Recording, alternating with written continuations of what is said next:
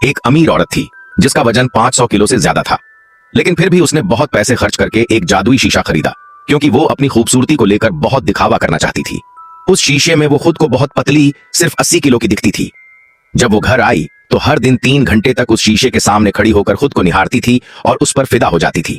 एक दिन शीशे में उसकी परछाई ने एक अजीब मुस्कान दी और अचानक उसे खींचकर शीशे के अंदर ले गई।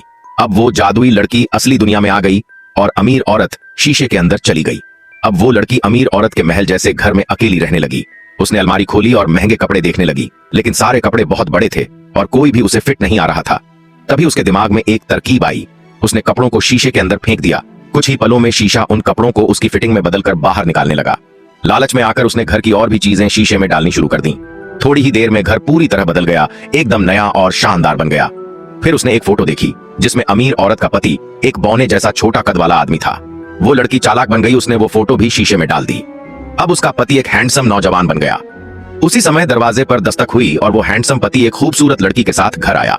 वो लड़की बहुत गुस्से में अपने पति से सवाल करने लगी, लेकिन दूसरी लड़की ने उसे तलाक का पेपर दिया और कहा कि अभी साइन करो और घर छोड़ दो। इसी बीच शीशे के अंदर जो असली अमीर औरत थी वो अपने बौने पति के साथ बहुत खुश थी। ये देखकर नकली औरत को बहुत गुस्सा आया। उसने अपने पति को भी शीशे में धक्का देकर फेंक दिया, फिर उस लड़की को भी शीशे में डाल दिया। अब शीशे से बाहर आया वही बौना पति, लेकिन वो नकली औरत से प्यार नहीं करता था। उसका सच्चा प्यार तो वही असली मोटी अमीर औरत थी। दोनों को इतना प्यार में देखकर नकली औरत भी चुपचाप शीशे के अंदर चली गई